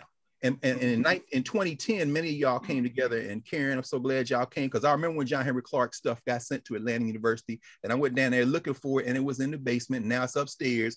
But in the meantime, you know, Dr. Clark wanted his things to be at a Black institution because he wanted Black people to have access, and he wanted that symbol that we can control our collections, we can control our archives. We want the world to come, but we want the world to also learn that Black people can tell Black stories. And if you want to tell our Black stories, you come into our Black institutions. It bothers me. I'm friends with Randy Burkett. I got his catalog over there, and Dick Newman, who of course, but at the same time, that stuff shouldn't be at Emory. Maury Evans' paper shouldn't be at Emory. Hatch and Billups interviewed Mrs. Porter Wesley, and that stuff is at Yale. The interviews in the collection at Yale, and the Hatch Billups collection is at Emory. Why isn't it at Atlanta University Center? Because our institutions have become 21st century voc ed institutions, and there is no priority to our memory. And I say that working at one of them. So I just want to end with that and say, we thank you all for opening this conference. This has to be the beginning. Thank you, Paul. Thank you, Natalie. And, oh yeah, by the way, I should say one thing, Natalie. One of those books, and Paul knows this, someone says to everybody, we recorded every second of that 2010 Moreland Spingarn Conference with Jesse Carney Smith and Paul Coates and Eleanor Sinnett. I have the entire thing. Wow. We need to make a volume of that. And Black Classic Press has always been in my mind that Black Classic Press was going to be the one to publish it. So I just wanted to say that. We can do that. Could I say something? Sure. People may not know this. I said earlier that my archive is at GW, George Washington University. I don't think people realize that I created the archives at GW Library. You know, a literary archive. It was an outgrowth of a speech I gave on the campus of GW, and I fleshed it out, and the library met me halfway. And my vision was to have a literary archive for all the DC writers, and that's what they built on my collection, but it was my idea. And you might recall when the dissertation was coming out, there was a partnership with GW, okay? Something that had, you forget, is that not only did I create these archives there for myself and other writers, I also at one time was on the board of the library there. And so I was in a position to create things. Now, I'm gonna say something which I have to say this because this brain trust is here, has to say this. And this is the thing about Dorothy Porter. I love Dorothy Porter. I like the stature of her. She was a small race woman. And I have the race woman. But then I saw something that happened between Dorothy Porter and Michael Winston. Dorothy Porter ran that, it was a room, you know, and Michael Winston had to lock her out because she ran it as her own. But then Winston did something which really has to be given credit. He says, this is going to be a research library. Put little numbers on the chairs. Okay, but this is what has to happen with this group. And I think Janet, everybody knows this. Instead, Greg, you know this. When they do those Howard University reports, if there's 70 points, Moreland Spingarn Center is the last thing that people think about. Okay, that's right, brother. That's We're right. talking about collecting. You know, Greg, it's preservation. Is anybody talking about building a new library that has climate control? Mm-hmm. No. I mean, there were things that were given. I'd like to say something to that, Dr. Miller, in a minute. Right. Okay. Yeah, I mean, there were things that were so painful. There were things that were given to me, okay, that, you know, because there was a leak or something, okay? I mean, how much stuff was destroyed in Douglas Hall? Okay, these are the horror stories.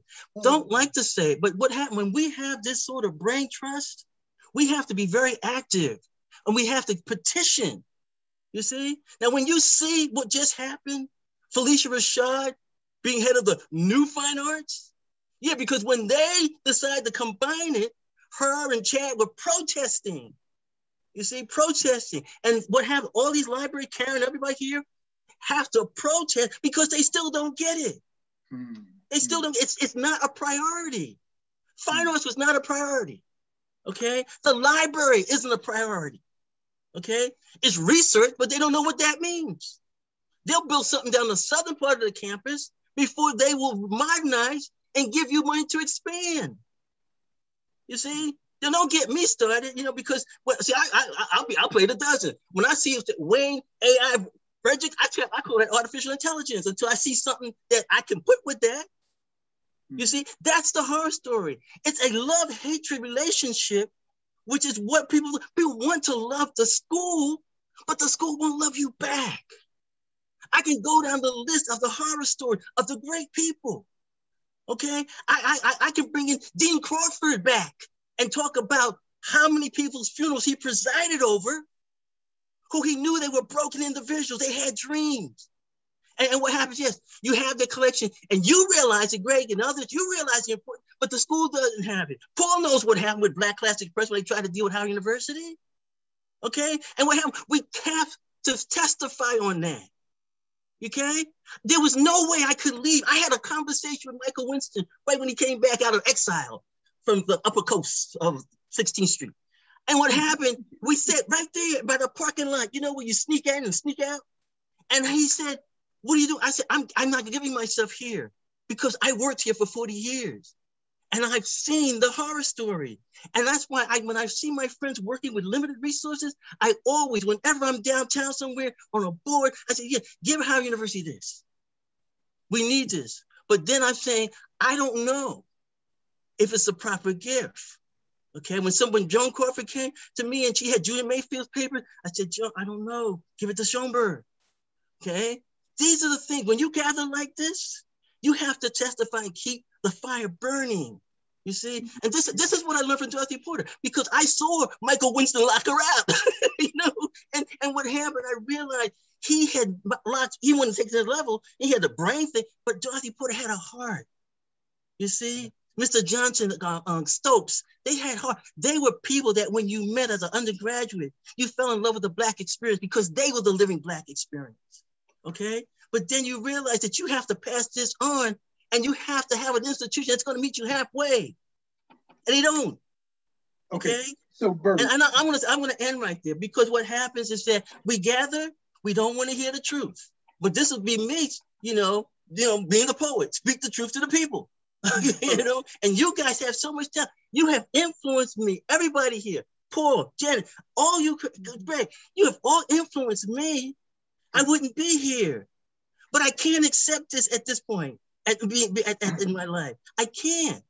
You know, I want to do the right thing, but you have to make me happy. Okay, and you can just go to what happened to Douglas Hall.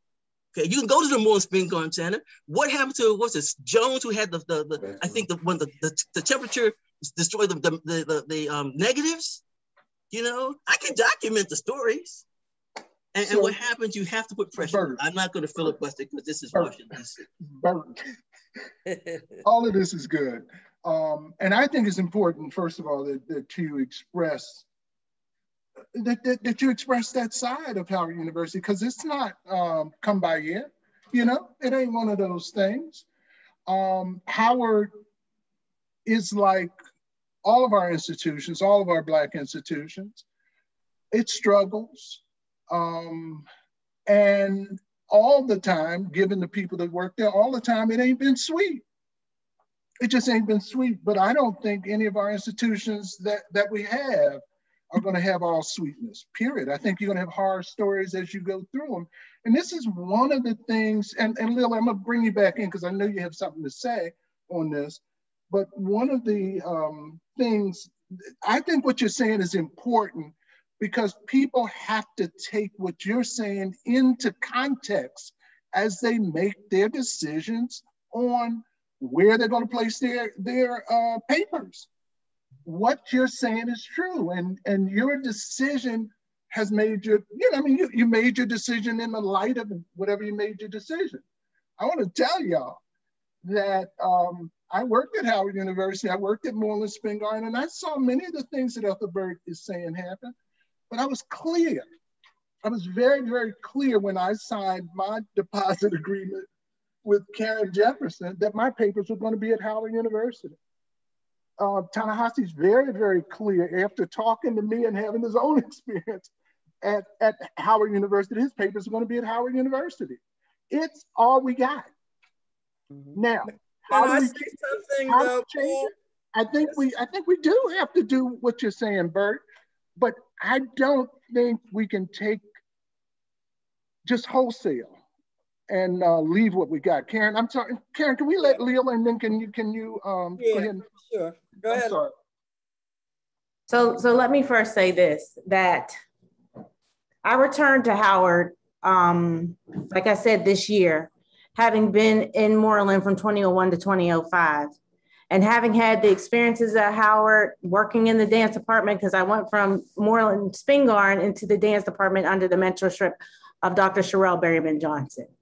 And having that kind of mentorship, having gone into these different spaces, I feel as if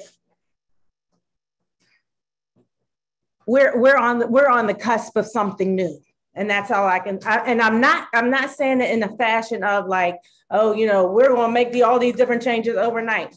We are going into a new space. I'm elated to say that the undergraduate library is outfitted with compact shelving, with temperature control, with humidity control, having come from an institution just most recently, having those experiences, staying engaged in the field, understanding what the conversations are, the modernization, having Lopez play the role he does, having him at the fore, taking the leadership role. I'm a strong believer in controlling the narrative, Dr. Carr, thank you very much. Mm-hmm. And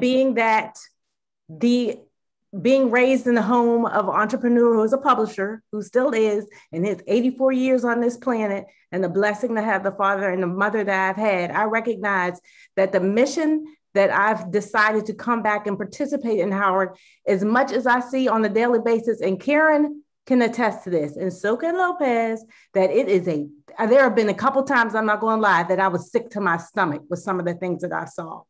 Nonetheless, I've decided that this role, which has been a role that I have wanted to have for most of my professional life, that I will not be a silent advocate, that I will say what needs to be said, like it or not, that I'll show proof and things that need to be changed, because I will not allow these legacies I will not be the custodians for these legacies and have this kind of disconnect or, not having the proper care for these legacies if I'm going to be a proper steward on every level. No, I'm one person, or Lopez. We've got Moreland was 50 people at one point. When I came in 2001, it was like, less than half of that. It might've been about 10 of us, if that, maybe about 12. Now, how many is it, Lopez? It's like 7 of us? And the thing is, the magnitude of these collections is insane. There's some days where I come in and I'm just like, oh my God, okay, so who's where and what? It's the most inspiring, amazing space that I have ever been in. And they trump, and I will say it, and I know we're being recorded, they trump Schomburg's collections. And Howard Dotson has said the same thing to me. Howard Dotson has said it publicly, who I speak to on a regular basis. But it's not even about tit for tat. It's about doing the work.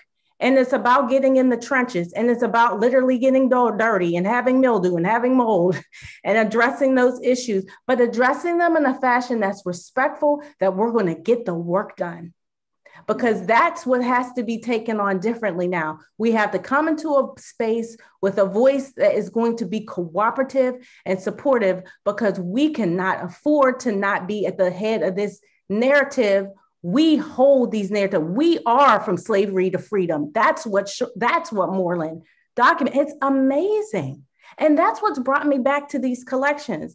So if nothing else in this space, I say to all of you all, I'm committed to being able to do the work. I am not interested in sitting in the office. I get the dirties. I get on the ground. If I got a vacuum, it's fine. I feel as if I have been passed that torch, and the challenges that come along with it, so be it. But this is the space that these records have to continue to maintain themselves in. And so I continue to try to connect myself with new people and new spaces and new mentalities. And I'm very fortunate to say that I am working with people like Lopez and Sonia Woods and these next generations of archivists who are in the trenches and are doing the work. And I can't go back in time and say what has and hasn't been done. It's unfortunate. But I got to hit the ground running and be inspired by the work that has been done by Dorothy Porter Wesley and Jean Hudson, and take that torch and move it forward, because that's the only way we're going to continue to preserve what we're doing. Okay, we have the passion. Bert, again, thank you, Bert. Comment, and not to have a conversation on it, but what we're talking about is institution building. Because Black institutions really, on all levels, we hit this in every kind of organization, every institution that we have. So that's a whole nother kind of, discussion that needs to be had. How do you strengthen and build Black institutions? Okay, so we are at like 10 minutes to 8. Oh gosh, guys, it was getting good. I know. I told y'all this is how it goes, and we still have a full house. Everybody is here. So if somebody drops off, somebody else is coming on. So look, but at some point we got to wrap it up. So I'm going to check with my brother Paul and just ask him where he would like to go from here, because I think we probably need to. If anything, we're not going to finish this discussion, right? So, I mean, this has been really, and Bert, again, I really want to thank you for bringing the fire and bringing the light like you did. I really, really want to thank you, because you opened up the discussion in a completely different way. So I really thank you for that. Bert, also, Paul, I would say something people may not know. I also was behind the scenes responsible for Howard Dotson coming to Howard University. Yeah, because I was working with Dr. Reedy, who was at Provost, who was in charge of the library, and he felt that Dotson wouldn't come. And I said, did you ask him? And I remember right there by the sundial, I said, I'll give you his private number and see what he was doing. He was in retirement. He came, and he gave a report. But I did remember, I went down to visit him. He must have been working for a couple of days, and he had his little jazz playing. He was this little Duke Ellington, and I said, I'm going to come down here and you're going to be listening to some Cecil Taylor in a couple of weeks. and he laughed, but we said it. But, when you see that and everybody here, and I like what Lucy's saying, there's that love. And you're right. And what happens is that's where it has to go. And I think that whenever there's an opportunity for somebody here to be on the board of Howard University, so that you're in that room and can speak, that's what it has to be. It can't be Courts Beer or something like that. It has to be somebody who came through the trenches, who can say, okay, when I'm on here, that's what I'm going to do. And that's why I have a lot of respect for like Felicia Rashad and Debbie Allen, because they were in the boardrooms fighting, and just disagree with some of the decisions. And that's what it's a push, and so what happens is that we're part of that legacy, and it's hard work, it's hard work. It is. So Paul, I was going to say, maybe what we can do is, and look, somebody just came in the waiting room again, jumping on this, right? Is maybe what we can do is, I think Lopez has something he wants to say. I know Greg is sitting on something. And then what we can do is maybe give our panelists, I'm going to say 30 seconds because I know y'all not going to adhere to it. Okay. But 30 seconds. So this is going to happen. Lopez, quickly. Greg Carr, quickly. And then our panelists will get 30 seconds and then we'll wrap up for the night. How about that? Okay, no, it's perfect. And what we'll do is really, Nick, can we have somebody put Jan's book in the chat and the 2 other books by Dorothy Porter in the chat? So we're not going to get the photo show tonight. You're going to buy the book and you'll be delighted. You'll be delighted at all the wonderful photos that Jan has collected. And go ahead, Nat, from there. That's all I want to do. Is. Okay. And we'll try to make the ones available that we have. I'll see how I can get them up on the website. Can I ask one thing? Can you gonna give them a little bit more than 30 seconds? No, because y'all are not going to adhere to it. Okay, I know you're not. Greg, let's No. Lopez is first. Lopez had his hand up. So let's say Lopez. Lopez is not a 30-second. Past 30, put him on. I'll do my best because I know there are 99 people on this call, and so I will be as tactful as I can be. But I will say that in doing the work that I do, I get a lot of indignities on the daily basis because they assume that because I am at Howard University, I don't have the ability to do anything. Yet I sit in these spaces with these white institutions and they are doing less than what I am doing, but they get credit for doing more than I am doing because they have the name, yet I am doing more than they are doing. And so, but the perception is that, because they'll say, oh, go see this place, go visit this. I actually physically went to a place because I was told I had to go visit them to see what they were doing, to learn from them. And they were not doing a tenth of what I was doing with the Digital Production Center. And so, don't just assume that because they are a white institution, they have millions of dollars, that they have the capacity or the desire or the ability to do what you want to do. Don't just assume that they do. Greg, can I step in front of you? And for us, I'll end with this. Those of us who are there doing the work, we need your support at capacity building. Because one of the things that I do is, because we get inundated with requests to partner, and I'm glad you brought that up, Greg. We get inundated with requests to partner all the time. Oh, we want to do this, we want to do that, we want to do this. But does it help build Moreland Spingarn Research Center? That's right. The capacity of Moreland Spingarn Research Center. Right. If it doesn't, then no, because we don't have the space to do your vanity project. And so as you think about these institutions, think about how you can support them with capacity building, institutional building. Just keep that in mind. And don't just assume that because it's a white school, they know what they're doing, and the Black institution doesn't, just because they're Black. And I say that on behalf of all of us who all speak and support each other. Most of the HBCUs, we all know each other. We all talk. We all have our little Facebook group, so we talk about everything that's happening, and the bad players who stalk each and every one of us. We talk about them. We say, oh, that person's back over here at Howard. Oh, they're back over here at Fisk. Oh, they're back over here. So we know who they are and we see them. And so, just help us out a little bit. All right. You're thinking about capacity building. Listen, Nat, please let me get in. Please, can I say something? Now Paul wants to jump in. Now Greg, I'm ready to put y'all. Let's stay all night. Because it's so important, and we really have not done it. So what Lopez is saying, I want to testify to. I want to testify that what Ethelbert said about Michael Winston coming in and taking over from Dorothy Porter and turning what was the Moreland Spingarn collection into the Moreland Spingarn Research Center was done under Michael Winston. And one of the things that he did, he laid the foundation so that staff would have the proper training and actually go to the head of what was being done in archival practice and science at the time. I just want to acknowledge Dr. Winston for that, because we haven't talked a lot about him because we're talking about Dorothy Porter. But that center, what Lopez is saying, stands at the forefront even today because of the work that was done back in 1974. Thank you, Greg. No, Bob, this is me. Natalie, I'm gonna Greg. No, you go, Greg. Yes, you're perfect. I'm gonna keep it very short. My commitment, I think all of our commitment, in fact, I know it is to our people. There is no institution that I hold above that. That's probably what's gotten me trouble at Howard up to and including this minute. I've told every president who was the president of Howard University, if Howard burned out tomorrow, we keep going. And I think that offended, particularly the last one, but I'm very proud not to keep. Bert, the only reason I jumped in right quick is because Bert, I think, and I never say this, but since it's for the record, when they had the retirement celebration for Howard Dotson in 2003. I went up there.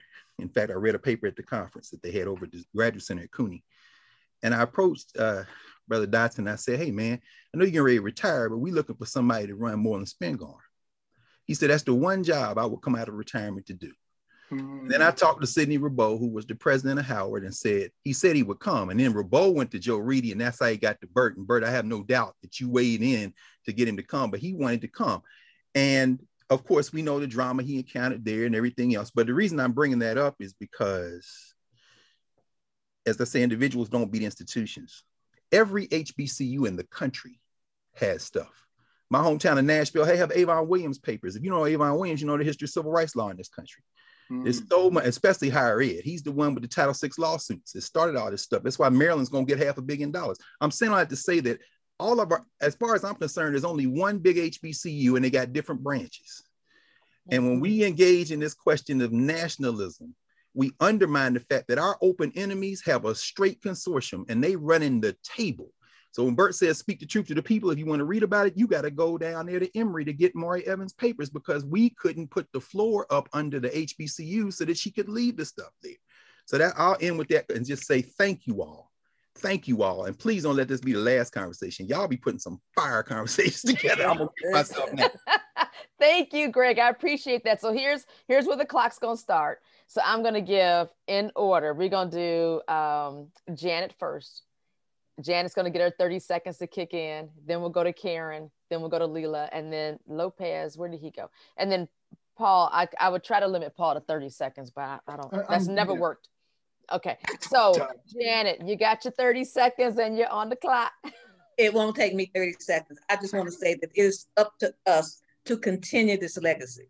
As y'all can see, this was a fantastic conversation. So it really is up to us and to the next generations that are coming after us to make sure that they know the importance of these collections and so that we can make sure that we get this correct information out there. I just can't say that enough. We need to get the correct information out. And that's what that's my thing. I want correct information out there. We living on the legacy of Dorothy Porter Wesley. Let's continue the work that she did, and because there's much that needs to be done. And as somebody said, there are collections all over the country. And that's why we as librarians and archivists and historians work together so that we can know what's in these different collections and we can steer people to them so that, as I say, no one collection has it all. So let's just work together to try to make sure that we get this information out to the people, the correct information. There's a lot of misinformation out there, so we want correct information to go out. And that's my story. Thank you, Janet. Karen, you're on the clock. Let's go. Wrap it up. Actually, I'm just passing it on to Janet to say that this is such an important conversation that maybe Asala can have some Zoom discussions, and you're going to need more than one so that we can continue this. So I hope that Asala will pick up this baton and keep going with it. Okay. Leela. I just overall want to say thank you and just really hope that everyone takes the opportunity to really continue the conversation in their families, among, colleagues, to make sure that the narrative is, and that we're being responsible for our own narrative, whatever institution you may determine comes to wherever your legacy may go, but just be responsible for your part of the narrative. Thank you, Leela. And Lopez, what would you like to say before we close? Just to Karen's point before I forget, because I will forget, I actually am the chair of the Asala TV committee for Asala. So we can definitely have this conversation on Asala's YouTube channel. Just let me know and we can have a live discussion on YouTube. I'm willing to do it. I always like to talk, so let me know. And also just support our Black institutions with capacity building and your support. So thank you. Thank you. And Paul. Yeah, so I am gonna close out. I just want to say something that went past us when we were talking about books and collections and how many books we have and what have you. So Renoka especially, with those 5,000 books, one of the things, let me just suggest to you to look and see what is most unique about the books that you have. Within those 5,000 books, there probably is a core that's unique, that's different from any other collection that exists. That's the core you want to build out. All of your books are not as valuable, and all of your books are not really, I know I'm going to say this, people may get me, but they're not as valuable as some of your other books. Some of those books can be done without, but Renoko, you've collected, Greg, you especially have collected a core of books that are important. Build out and focus on those books. Let that core be what radiates. If you're looking for an institution for deposit of those books, use that core as your selling point for the collection. I'm telling you this because I've done this with other people's collections before in terms of helping to place them. At the center of my collection, I got all kinds of books, but at the center of my collection, the most valuable things to me are the self-published pamphlets, which I know no one else has, okay? I know that they're very, very hard to, I shouldn't say no one else has, Greg may have them, but as a collection, what you want to do is focus on that core, focus on the uniqueness of what you're collecting, and put that at the center of your collection. And that's it, Nat. Okay, so I want to thank everybody for what became a very engaging conversation tonight. We never know where it's going to go, and it went exactly where it was supposed to go. Especially with that Ethelbert on the phone. With Ethelbert with everybody, there's so much passion about that, and I think that's the key, though. That's why we have people here, is because we all know that we are the keepers of our culture. Yes. And if we don't, then it will be, and it will be thrown away. Okay. It is important that we have our hard copies. It is important that we have our digital copies. And it is important that we at least share what we want to happen. Someone mentioned art in the chat. And art is just one more of those things that we have that we really need to make sure we take care of. And so with that, I want to thank everyone. I am going to wrap this up and say good night. Natalie, yes. Thank you. Thank you for doing such a great job of moderating. Can you again introduce or acknowledge our our folks who stood by? But I really want to acknowledge you. You did a great job of managing. Can everybody give Natalie a hand, please? I know she can't hear you guys, but she may can see you. I will pay for this tomorrow in my one-on-one call with him. Trust me. So listen, but so I would like to acknowledge April Chenier. April, who's currently works there. April is got her hands, she's doing her hands are up there. I want to make sure that I acknowledge Roz Coates. And there's Roz with her beautiful fly red glasses on tonight. I want to thank her. And I want to thank Janine. Where did Janine is off of my screen? There's Janine with her beautiful, is that your artwork in the background? That's beautiful. Yes. And I want to thank Janine for being a great intern with us. And she's going to continue to work with us. For some reason, she loves us. So, and I want to thank her for that. And again, I want to thank all of our panelists and everyone who was here tonight. You all do not realize what was going on in the background tonight. But we worked through it and you never knew. So thank you. We had some technical challenges, and thank you, Natalie, for being up on top of those as well. Thank you very much. Yeah, we got some stuff. And I want to thank again our authors who are here. Look, Dr. Jeremiah Wright is still wait a minute. Can we just hear from Jeremiah Wright, please? I'm sorry. Can we do that? Doc, can you come in and just say a couple words? I know we're supposed to be gone, but Doc, this is the way church works, right? I was going to ordain everybody. The only thing you missed, Janet, the only thing you missed was saying, as I close. Okay.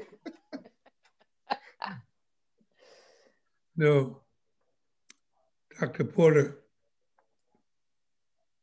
not only helped me work with John Lavelle, my master's thesis, she sent me down to the Red Book room, Library of Congress. Janet, I was trying to remember if I saw you. You were trying to close up on Saturday night because I was one of the last people in the Red Book room. But I was only there because Dr. Dorothy Porter sent me there. And I'm forever grateful. And to you, Paul, and Natalie for the night. I enjoyed every moment of it. Ethelbert, I got some more horror stories to give you. Make a poem out of them.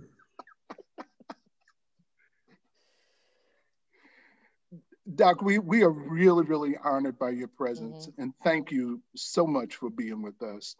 I personally am just, I'm without words. I'm just glad you're here. I'm glad Natalie called your name, because I meant to call you earlier, and there's no way that I would let you as an elder. Y'all should know that Dr. Wright worked on the book on Francis Welsing, and he blames us. Wow. He hooks that up in some kind of way that he blames us. That we ran him into the stroke. I don't know. But he told the story when we were on the call. I'm saying, oh, Doc. Deadline. The night I hit send on Paul's deadline and Ray Winbush's deadline, that night I had the stroke. God. So y'all know I had to have him speak, right? Now, I think one Gaza, who opens us up so beautifully, or to close us. Say amen, somebody. Say amen, somebody. One Gaza, would you like to close us out? Amen. All right, One Gaza. I would love to. I would love to. Thank you. And when Wangaza is done, we are done. So hit that leave button when Wangaza is done. So clearly, what you have summoned, who you have summoned tonight, have come. And they have blessed and inspired, and they have instigated, Ethelbert. They have moved the conversation where it needed to go. So thank you for being willing agents of the community that you called for. We give thanks for this time together, for the strengthening, for the direction, and for the commitment that is reiterated through our spirits. And with that, the virtual village has completed, and we look forward to seeing you at the next gathering. Be well.